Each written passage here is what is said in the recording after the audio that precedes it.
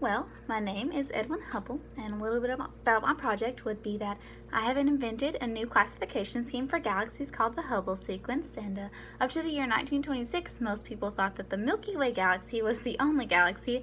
However, I theorized that our galaxy was one of many. I formed my belief through many observations made at Mount Wilson Observatory in California using the Hooker telescope. In these observations, I discovered many Cepheid variable stars and various nebula. These Cepheid variable stars have a regular cycle of brightness, which I have used to estimate their distance from the Earth to be a distance that in no way could be contained in our galaxy. By proving that there were other galaxies than our own, I then had to come up with a way to classify those galaxies, and thus my sequence was born. My sequence classifies galaxies into three types based upon their visual appearance. What I was trying to find or prove was the existence of other galaxies. My theory of multiple galaxies and how to classify them was not looked upon very highly by my colleagues. I was trying to disprove the popular belief and find evidence that there were in fact many other galaxies than the one that we live in, and then create a classification system for those galaxies. Specifically between 1922 and 1923, I observed these Cepheid variable stars that were clearly not found in our galaxy. After proving that there were a multitude of other galaxies, I then created my classification for these galaxies. Each galaxy I discovered I labeled as elliptical, spiral, or irregular. This type of labeling is solely based upon the outward appearance of these galaxies. If a galaxy is round or flat, it is classified as elliptical. If a galaxy has arms, which turn into a bright center, it is classified as a spiral. If a galaxy is a mixture of the two, it is irregular. My experiment occurred at Mount Wilson Observatory in California. This observatory was founded by George Ellery Hale in 1904. Shortly thereafter, it became home to one of the largest telescopes in the world. This telescope would be known as 100-inch Hooker telescope. A local businessman, John D. Hooker, does the name sound familiar, offered $45,000 to produce the lens needed for the telescope this size, and Hale raised an additional $500,000 for everything else that would follow in the production of this telescope. The production started in 1908, and 11 years later, the Hooker telescope was finished. This telescope allowed me to achieve many things, specifically my new model for classifying galaxies. I came to work at Mount Wilson Observatory in 1919, and it was there that I first theorized that there were many more galaxies than the single one that we live in. Well, a little bit about what was happening around the world would be that the League of Nations was established. Charles Lindbergh completed the first solo transatlantic flight to Paris 33 hours after departing from New York. Ireland split into two different countries. Alexander Fleming discovered penicillin.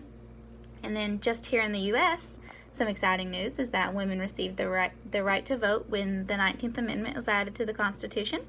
The New York Giants defeated the New York Yankees in the first ever World Series to be broadcasted on the radio. F. Scott Fitzgerald published The Great Gatsby, a great book, by the way. I would definitely recommend the read. The character of Mickey Mouse was created by Walt Disney. The Great Depression began.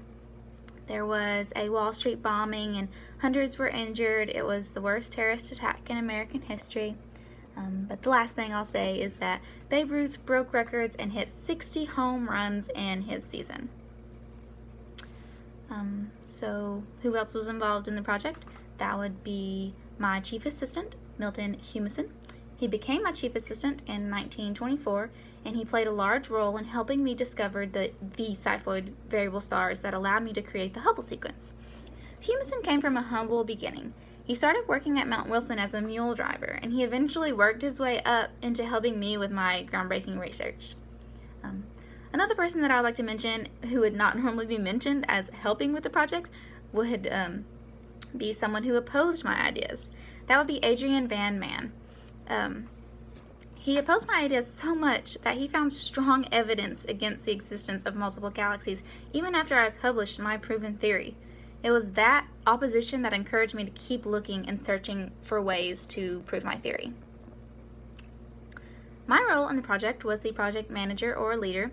It was my theory of island universes that put in motion the idea of multiple galaxies.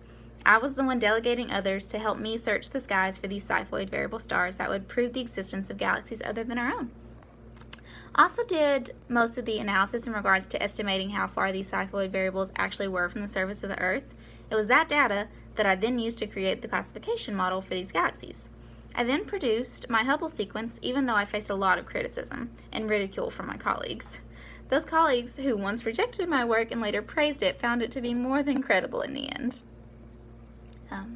The impact that I had on the physics community would be that my classification model was the first of its kind. I was the first one to pursue, I was one of the first to pursue evidence of multiple galaxies' existence.